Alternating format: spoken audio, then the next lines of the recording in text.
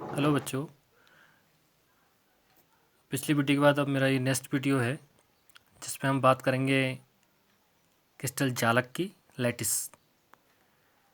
तो पहले हमें ये पता होना चाहिए कि लैटिस क्या होता है, जालक क्या होते हैं, ये कैसे बनते हैं। तो मैं बात करूँगा एक क्रिस्टल सिस्टम की। ये क्रिस्टल सिस्टम आपको दिखाई दे रहा है और जो इसका अरेंजमेंट है ये 3 डायमेंशनल में है, त्रिविमीय संरचना में है। इसके देखिए एक्स एक्सिस, वाई एक्सिस और जेड एक्सिस आपको दिखाई दे रहे हैं। और ये पूरा एक जालक है, मीन्स जालक मीन्स एक क्रिस्टल में अवयवी कणों का नेटवर्क जिसे हम कह सकते हैं। जालक मीन्स जाल। लेकिन जो ये क्रिस्टल जालक है इसमें एक क्रिस्टल्स के जो अवयवी कण हैं वो एक रेगुलर अरेंजमेंट में हैं और उसमें छोटी छोटी इकाइयाँ हैं। ये दिख रहे हैं, छोटे छोटे टुकड़े दिख रहे हैं, ठीक है। हर कोने पे आपके कहें अवयवी कण उपस्थित हैं, चाहे अवयवी कण को हम कह सकते हैं परमाणु है, आयन है या मॉलिक्यूल्स है, कुछ भी हो सकता है। यहाँ पे मैंने दिखाने की कोशिश करी है एक इसके एक सिंगल यूनिट निकाल के। यहाँ पे देखिए 3 एक्सिस दिखा रखे हैं मैंने, Z axis, Y axis and X axis. और हमें पता होना चाहिए ये क्यूबिक क्रिस्टल्स स्ट्रक्चर है और ये क्यूब्स के कितने कोने हैं आपके, 8 कोने हैं और प्रत्येक कोने पे आपको एक अवयवी कण आपको दिखाई दे रहे हैं जिनको हम बोलते हैं लैटिस पॉइंट। ये लैटिस पॉइंट है। लैटिस पॉइंट वो पॉइंट है जहाँ पे अवयवी कण उपस्थित होते हैं। अब ये जो गैप हम दिखा रहे हैं ये गैप होता नहीं है, लेकिन स्ट्रक्चर को आइडेंटिफाई करने के लिए हम ये गैप को दिखा रहे हैं। अगर हम और ये होते मोस्टली क्या होते हैं, क्लोजली पैक्ड होते हैं, जैसे कि यहाँ दिखा रखा है। अवयवी कण ऐसे सटे रहते हैं एक दूसरे से। ये जो दिखा रखा है मैंने अरेंजमेंट, ये 2 डायमेंशनल है, इसमें केवल 2 एक्सेस है आपको दिखाई दे रहा है। और ये आपका NaCl का स्ट्रक्चर मान लीजिए इसको, NaCl के HCl किसी भी क्रिस्टल सिस्टम को मान लीजिए। ये आपका crystal system 3 dimensional crystal system है और ये होल क्रिस्टल सिस्टम को हम क्या बोलते हैं, क्रिस्टल जालक। क्या बोलते हैं, क्रिस्टल जालक। और इसमें एक यूनिट को हम इसके निकाल दें, उसे बोलते हैं यूनिट सेल। और ये पूरे को हम क्या बोलेंगे, लैटिस या स्पेस लैटिक, या इसको द्विक क्रिस्टल जालक भी कह सकते हैं। जैसे मैंने यहाँ पे इसको डिफाइन किया, स्पेस लैटिस या द्विक जालक। और ये एग्जाम में आता भी है, स्पेस लैटिस, यूनिट सेल क्या होती हैं। तो यहाँ पे मैंने इसको डिफाइन करने की कोशिश भी करी है। क्रिस्टल ठोस में अवयवी कणों जैसे परमाणु, अणु या आयन की त्रिविमीय व्यवस्था, 3 डायमेंशनल अरेंजमेंट को स्पेस लैटिस या द्विक जालक कहते हैं। स्पेस लैटिस के प्रत्येक कोने जहाँ पर अवयवी कण होते हैं उसे लैटिस पॉइंट कहते हैं, ये हमें ध्यान रखना है। और अगर स्पेस लैटिस आपके टिप्पणी में आता है, परिभाषा में आता है, तो स्पेस लैटिस में आप ये स्ट्रक्चर जरूर दिखाएंगे, होल क्रिस्टल सिस्टम को। अब देखिए अब आते हैं यूनिट सेल, बहुत महत्वपूर्ण टॉपिक है यूनिट सेल। यूनिट सेल उसी स्पेस लैटिस से या होल क्रिस्टल जालक से उसकी इकाई को हम अगर निकाल लें, जिससे क्या होती है आपकी क्रिस्टल जालक तैयार होता है, स्पेस लैटिस तैयार होता है, उसे हम बोलते हैं unit cell. The smallest geometrical portion of the crystal which can be used as repetitive unit to build up the entire crystal structure is called unit cell। क्या कहते हैं, यूनिट सेल क्रिस्टल का बहुत सूक्ष्मतम चालक बिंदुओं का त्रिविमीय समूह है जिसकी पुनरावृत्ति करने पर क्रिस्टल का संपूर्ण जालक तैयार होता है। जैसे यहाँ पे मैंने एक यूनिट सेल शो कर रखा है, ये एक यूनिट सेल है, ये कंप्लीट क्रिस्टल जालक नहीं है, एक इकाई सेल है जिसे हम कहते हैं यूनिट सेल। और ये इसके कॉर्नर पे 8 अवयवी कण दिख रहे हैं, क्योंकि ये एक क्यूब के कितने कण होंगे, 8 होंगे डेफिनेट। तो ये इनमें अवयवी कण उपस्थित हैं। ये कण क्या हो सकता है, परमाणु हो सकता है, आयन हो सकता है, मॉलिक्यूल्स हो सकता है। यह है लैटिस पॉइंट। अब आते हैं यूनिट सेल्स कितने प्रकार के हो सकते हैं। ये तो आगे इकाई सेल, एक कोशिका, कुछ भी इसे कह सकते हैं। अब इनके प्रकार पर हम जाएंगे, जो बहुत महत्वपूर्ण पॉइंट है। अब आते हैं प्रकार पे। इकाई सेल के प्रकार या टाइप ऑफ यूनिट सेल, केवल यूनिट सेल की बात कर रहे हैं। यूनिट सेल से हम पूरे क्रिस्टल सिस्टम को जान पाते हैं। तो जो टाइप ऑफ यूनिट सेल हैं ये दो टाइप की होती हैं, प्रिमिटिव और non primitive. Primitive, non primitive, इनको सरल क्रिस्टल जालक कहेंगे, प्रिमिटिव यूनिट सेल को। और नॉन प्रिमिटिव यूनिट सेल को हम जटिल क्रिस्टल जालक भी कह सकते हैं। ये 3 प्रकार के होते हैं और ये 7 प्रकार के होते हैं, या इसको 7 क्रिस्टल सिस्टम भी हम कह सकते हैं। तो पहले मैं डिस्कस करना चाहूँगा प्रिमिटिव यूनिट सेल को। प्रिमिटिव यूनिट सेल किसे कहते हैं? जिनके कॉन्स्टिट्यूएंट पार्टिकल्स, जिन क्रिस्टल के कॉन्स्टिट्यूएंट पार्टिकल्स या अवयवी कण केवल उनके कोनों पर ही उपस्थित होते हैं। जैसे कि थोड़ा एक सेल को हम ले लें, इसको, इस पे जो कॉन्स्टिट्यूएंट पार्टिकल्स हैं जो मैंने राउंड करके रेड से, या अवयवी कण केवल कोनों पे हैं, कोनों के अलावा कहीं आपको दिखाई दे रहे हैं, तो इसे हम बोलेंगे प्रिमिटिव यूनिट सेल्स या सिंपल क्यूबिक यूनिट सेल। ये क्यूब फॉर्म है तो सिंपल क्यूबिक यूनिट सेल भी हम इसे कह सकते हैं। और ये कितने आकार में हो सकते हैं, कितने ज्योमेट्रिकल शेप में हो सकते हैं? 7 ज्योमेट्रिकल शेप में हो सकते हैं।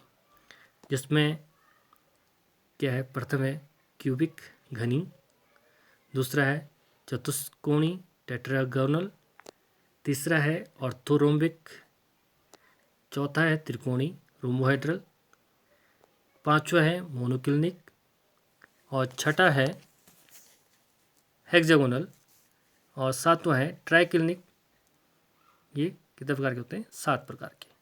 और थोड़ा सा इनकी जो मैं ज्योमेट्री पे जाता हूँ,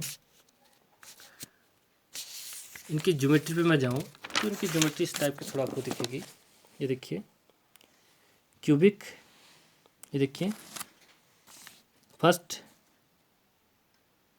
क्यूबिक यूनिट सेल, और क्यूबिक यूनिट सेल आपको दिखा दे रहे हैं केवल जो कॉन्स्टिट्यूएंट पार्टिकल्स हैं केवल कहाँ अरेंज है, केवल कोनों पर अरेंज्ड है, ठीक है।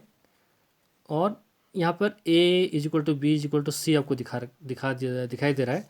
इसके लिए थोड़ा सा मैं पहले इसके बारे में बताना चाहूँगा। ये इकाई सेल के पैरामीटर्स, ये देखिए इकाई सेल के पैरामीटर्स, ये देखिए दिखाई दे रहा है क्लियर। पैरामीटर्स क्या हैं? एक तो मैंने इसमें कोण दिखा रखे हैं, एक एक्सिस दिखा रखे हैं, एक्स वाई जेड। इसको मैंने ये साइड दे रखा है, इसको बी साइड, इसको सी साइड, और बी और सी के बीच में अल्फा एंगल बन रहा है, एक कोण बन रहा है जिसको मैंने अल्फा, और सी और ए के बीच में बीटा कोण, और बी और ए के बीच में अल्फा कोण। ये सेल के पैरामीटर्स हैं इसको आइडेंटिफाई करने के, ठीक है।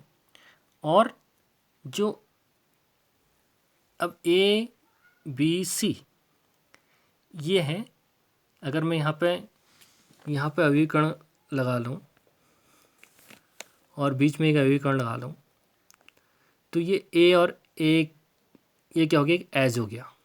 इस घन का एक क्या हो गया, किनारा हो गया। किनारे की लंबाई भी हम कह सकते हैं। यह हमने यहाँ पर अवयवी कण लगा लिया, ये हो गया आपका सी में 2 अवयवी कण जो पास पास होंगे, डिस्टेंस हम दिखा रहे हैं, ये अवयवी कण हो गए, ये अवयवी कण हो गए। तो कुल मिला के ये क्या है, आपका एक एज है। क्या है? एज है, किनारा है। ये देखिए ये मैंने रख दिया इसके कॉन्स्टिट्यूएंट पार्टिकल अवयवी कण प्रत्येक कोने पे। अब इसको हम देखते हैं, पहला क्यूबिक सिस्टम जो है, पहला क्रिस्टल सिस्टम जो हमारा है, यहाँ पे A=B=C। इसका मतलब क्या है, जो ए की लेंथ है, बी की लेंथ है और सी की लेंथ क्या है, बराबर है। किसमें? क्यूबिक में। और कोण अल्फा बीटा गामा जो मैं कोण बता रहा हूँ सब 90 के हैं। ये कोण के हैं, सब 90 के हैं। और दूसरा बी में हम देख रहे हैं टेट्रागोनल। टेट्रागोनल में A=B but B not equal to C, B not equal to C, ये दिख रहा है clear, B not equal to C. और यहाँ देखिए alpha beta gamma all are 90s, जो एंगल हैं अल्फ़ा बीटा गामा ये 90s के हैं, इसमें कोई अंतर नहीं है, लेकिन बी और सी स्मॉल लेंथ के नहीं है।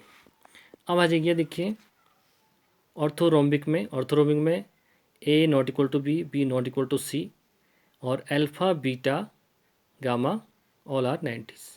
यहाँ पर जो एज लेंथ है, किनारे जो हैं ए बी सी कोई भी बराबर नहीं है, किनारों में डिफरेंट है, लेकिन बॉन्ड एंगल इसमें भी 90 है।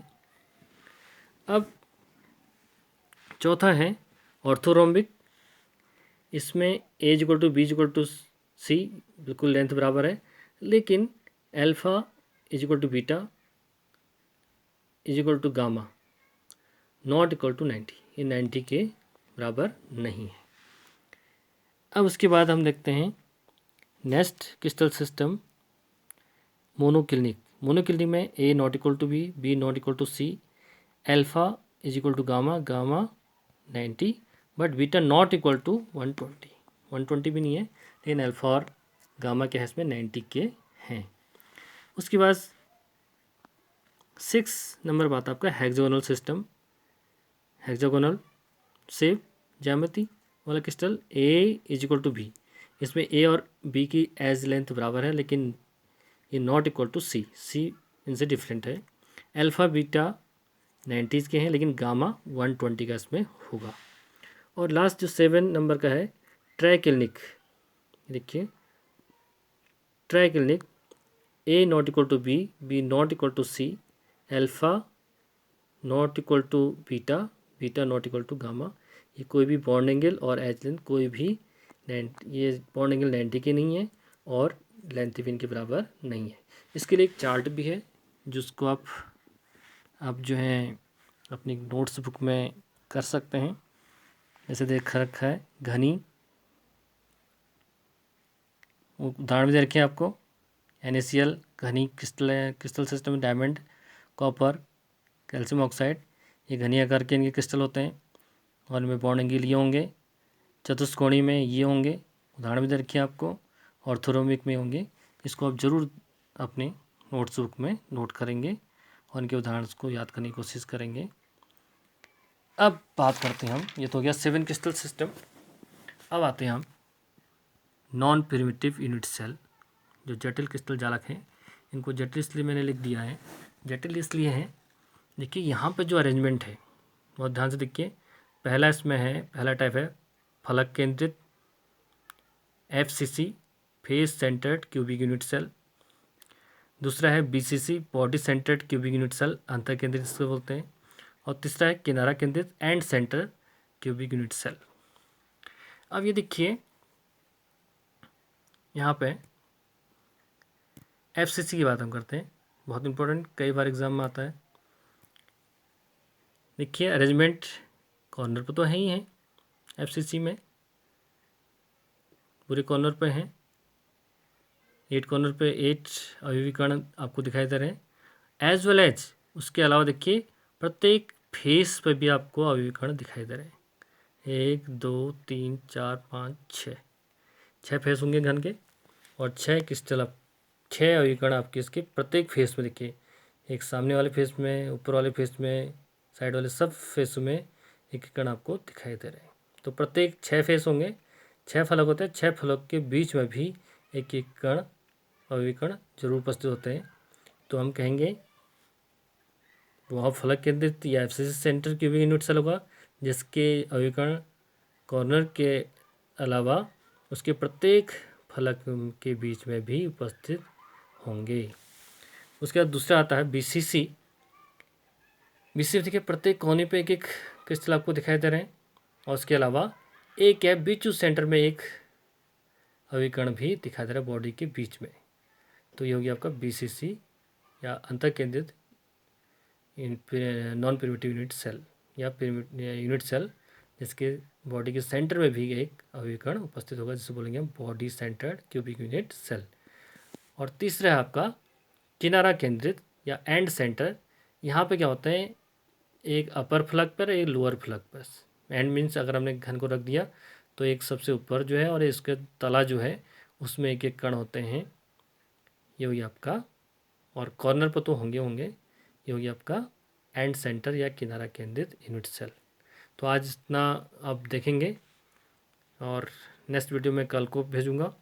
जितने नोट्स आप तैयार करेंगे आज, और इसको ध्यान से पढ़िए बुक्स में एक बार, और कहीं पे समझ नहीं आता तो मेरे से फिर फ़ोन पे बात करके पूछ सकते हैं। Thank you very much.